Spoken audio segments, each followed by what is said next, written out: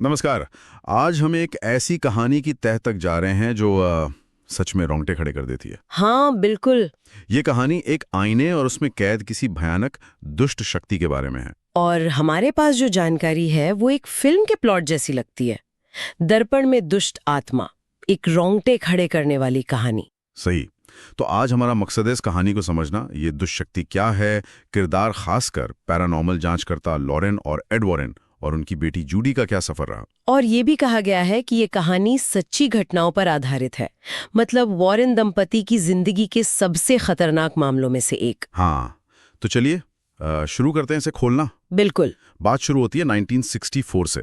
Lauren और add को एक लड़की एक टी शॉप में बुलाती है। हाँ, मामला थोड़ा पेचीदा था वहाँ। हाँ, मतलब लड़की के पिता को लगता था कि दुकान में कोई बुरी साया है, पर लड़की नहीं मानती थी। लेकिन फिर पिता ने अचानक बिना किसी वजह के फांसी लगा ली और फिर वो लड़की भी डरने लगी। फिर लॉरेन उस आईने को छू लेती है और उसे एकदम से कुछ भयानक दिखने लगता है, जैसे वो शक्ति उसके होने वाले बच्चे को निशाना बना रही हो। हाँ, वो बुरी तरह डर जाती है और ठीक उसी वक्त बाहर मौसम बदल जाता है, तूफान आ जाता है। और लॉरेन को पेट में तेज दर्द उठता है, उसे फौरन अस्पताल ले जाना पड़ता है। जूडी का जन्म भी काफी नाटकीय रहा। हाँ, बताया गया है कि बच्ची शुरू में जैसे मृत पैदा हुई थी, सांस नहीं चल रही थी। और अस्पताल में भी अजीब चीजें हो रही थी, लाइटें बंद होना, बाहर तूफान से चीजें टूटना। लॉरेन ने वही बुरी ऊर्जा महसूस की जो आईने में थी। लेकिन फिर लॉरेन ने प्रार्थना की और एकदम चमत्कार की तरह बच्ची जिंदा हो गई। हाँ, पर यह साफ था कि जूडी की जिंदगी आम नहीं होने वाली थी। बिल्कुल नहीं।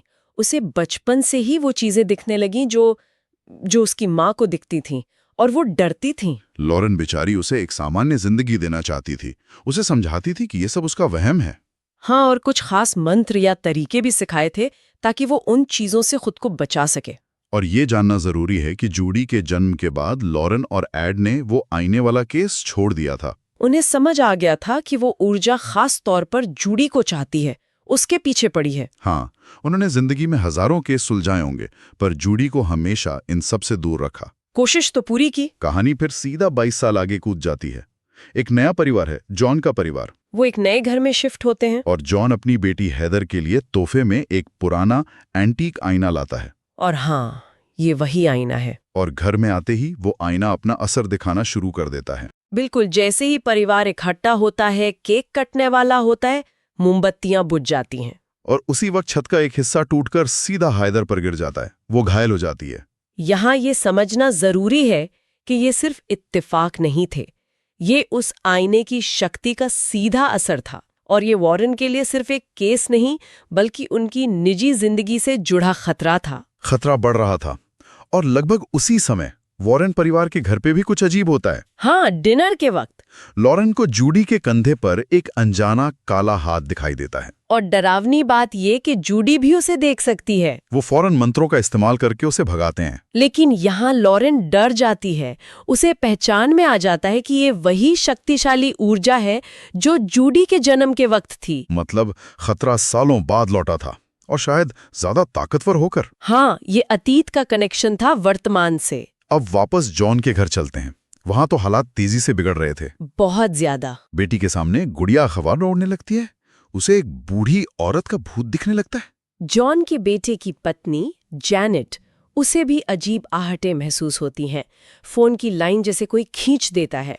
परिवार में डर और अविश्वास का माहौल बन जाता है। सिर्फ जैनेट और वो बेटी जिसने भूत देखा, उन्हें यकीन था कि कुछ गड़बड़ है, बाकी मानने को तैयार नहीं थे। इसी डर में वो लोग उस आईने को घर से बाहर फेंकने का सोचते हैं। हाँ, लड़कियां फैसला करती हैं। लेकिन आईने से छुटकारा पाना इतना आसान कहाँ था। नहीं, बिल्कुल नहीं।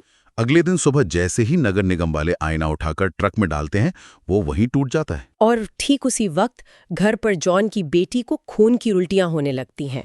और उसके मुंह से कांच के टुकड़े निकलते हैं, उसी टूटे हुए आईने के। ये वो पल था जब पूरे परिवार को यकीन हो गया कि वो किसी भयानक शक्ति के निशाने पर है। कोई मजाक नहीं चल रहा। और इसी बीच हमें एड वॉरेन की हेल्थ प्रॉब्लम का भी पता चलता है। हाँ, डॉक्टर उन्हें साफ साफ चेतावनी देते हैं कि उनका दिल कमजोर है, उन्हें अपना काम छोड़ देना चाहिए, वरना अगला दिल का दौरा जानलेवा हो सकता है। ये कहानी में एक और टेंशन जोड़ देता है। उनके निजी रिस्क को दिखाता है। अब कहानी थोड़ी जूडी की पर्सनल लाइफ पर फोकस करती है। उसकी बर्थडे पार्टी है। हाँ, उसका बॉयफ्रेंड है टोनी, जिससे वो शादी करना चाहती है। पार्टी में ऐड मेहमानों का अपना वो मशहूर म्यूजियम दिखाते हैं, जहाँ उन्होंने खतरनाक चीजों और उनसे जुड़ी बुरी शक्तियों को कैद करके रखा है। जैसे बोतल में जिन बंद करते हैं वैसे। टोनी डर के मारे अंदर नहीं जाता। और जूडी जब अपने कमरे में जाती है तो उसे एनाबेल डॉल दिखती है, वो डॉल जिससे वो हमेशा डरती आई थी। बाद में लॉरेन उससे बात करती है।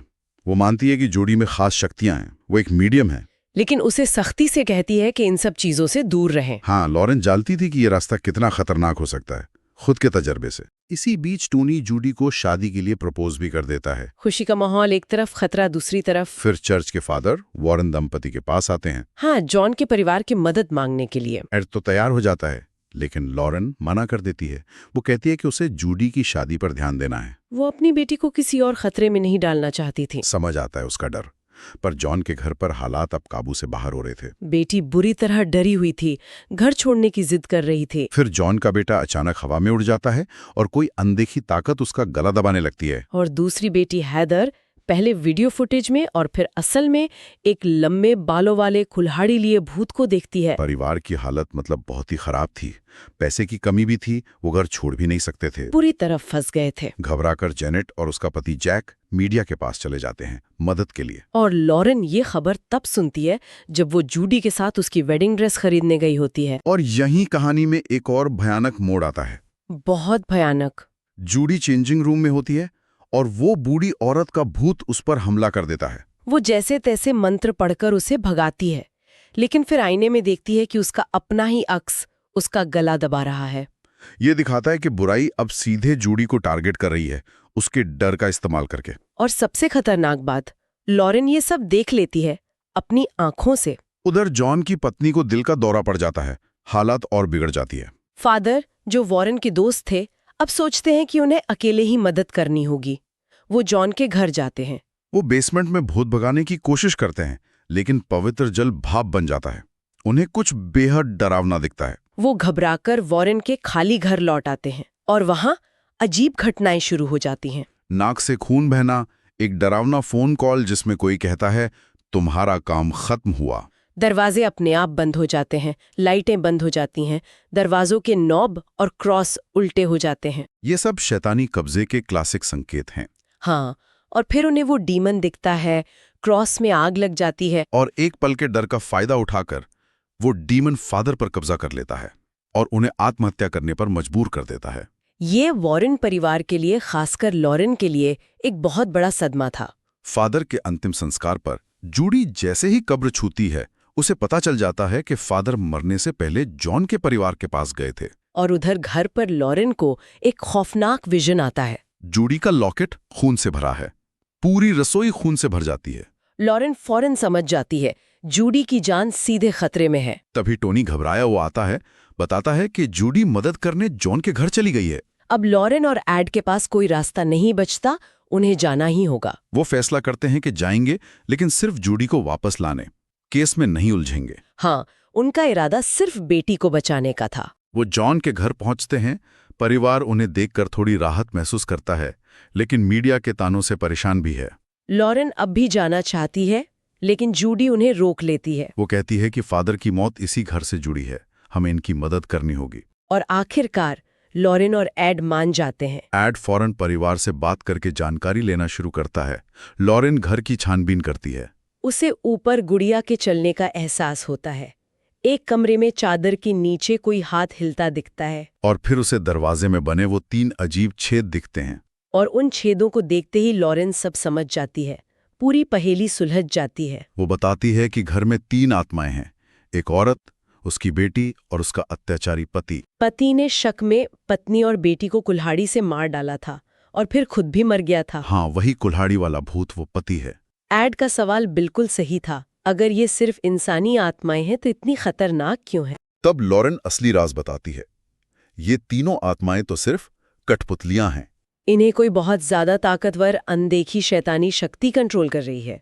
लेकिन फिर असली सवाल उठता है, ये शक्ति इतनी ताकतवर है तो उसने अब तक घर के किसी सदस्य पर कब्जा क्यों नहीं किया? हाँ, ये एक अहम सवाल था। इसी बीच जूडी को अटारी से अपनी मां की आवाज सुनाई देती है।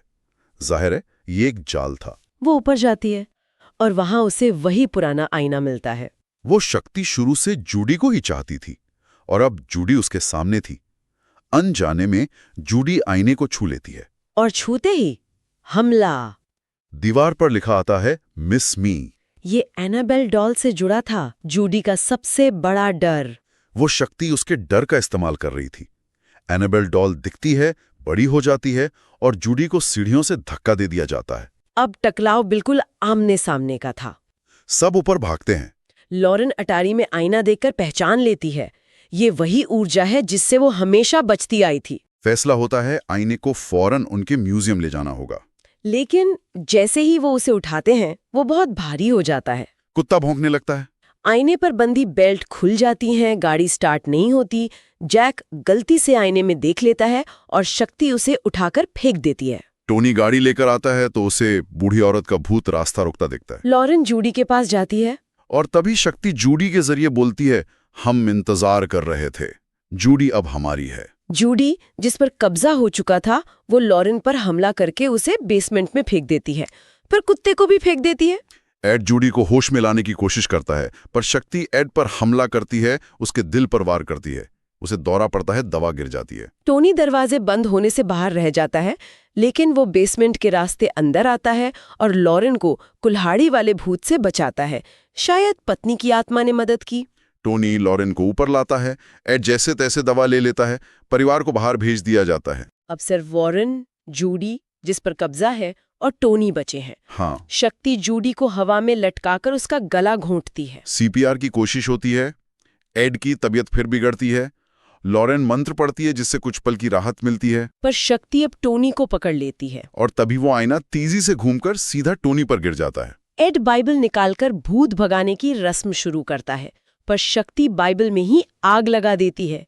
एड को रोकने की कोशिश करती है, लेकिन एड हार नहीं मानता। वो जलती हुई बाइबल को सीधा आईने पर दबा देता है। यहाँ कहानी का अहम मोड़ आता है। लॉरेन और जूडी, जो अब कुछ होश में आ गई थी, समझ जाते हैं कि सिर्फ मंत्र काफी नहीं है। उन्हें अपनी अंदरूनी ताकत दिखानी होगी, अपना विश्वास, अपनी इच्छा शक्ति। वे दोनों आगे बढ़कर एड के साथ अपना हाथ जलती बाइबल और आईने पर रखती हैं। और तीनों की वो मिलीजुली शक्ति, वो दृढ़ निश्चय, उसके आगे वो शैतानी ऊर्जा टिक नहीं पाती। और आखिरकार उसी आईने में हमेशा के लिए कैद हो जाती है। सब बच जाते हैं। कहानी का अंत सुकून भरा है। हम टोनी और जूडी की शादी देखते हैं। हाँ, एक सुखद अंत। बाद में लॉरेन एड को बताती है कि उसने भविष्य देखा है, वो दादा दादी बन गए हैं, जिंदगी शांत है। और लोग अब उनकी कहानियों पर, उनके काम पर यकीन करने लगे हैं। और जैसा कि स्रोत बताता है, लॉरेन का ये विजन सच साबित हुआ। हाँ, समय के साथ लोगों ने वॉरेन दंपति के अनुभवों को गंभीरता से लिया। कहा जाता है कि उनके कई केसों की रिकॉर्डिंग और फुटेज भी मौजूद है। तो ये थी कहानी एक आईने की, उसमें कैद एक भयानक शक्ति की, और कैसे उसने खास तौर पर जूडी वॉरेन को निशाना बनाया। हमने देखा कि कैसे डर एक हथियार बन सकता है, पर कैसे परिवार का साथ, विश्वास और अंदरूनी ताकत, हाँ, बड़ी से बड़ी बुराई पर भी जीत दिला सकती है। बिल्कुल। इस कहानी में कई परतें थीं, वो खास क्षमताएं जो पीढ़ी दर पीढ़ी मिलती हैं, अपने डर का सामना करने की जरूरत, बुराई का वो रूप जो दूसरों को कठपुतली की तरह इस्तेमाल करता है, की रेखा जिस पर चलना हमेशा कितना खतरनाक रहा। पर जाते जाते सवाल छोड़ जाते हैं सोचने के लिए। ये कहानी दिखाती है कि बुराई हमारी कमजोरियों, हमारे डर का फायदा उठाती है। क्या हम सबके अंदर भी ऐसी कोई अनदेखी दरारें हो सकती हैं जो अनजाने में मतलब रूपक रूप से नकारात्मकता को अपनी ओर खींच सकती हैं, अगर हम सावधान न रहें? या फिर ये सोचें, इस कहानी को बार बार सच्ची घटना कहा गया है। हाँ, ये दावा बहुत अहम तो है। ये जानना या इस दावे पर सवाल उठाना ऐसी कहानी को सुनने या देखने के हमारे अनुभव को कैसे बदलता है? बिल्कुल सोचने वाली बात है।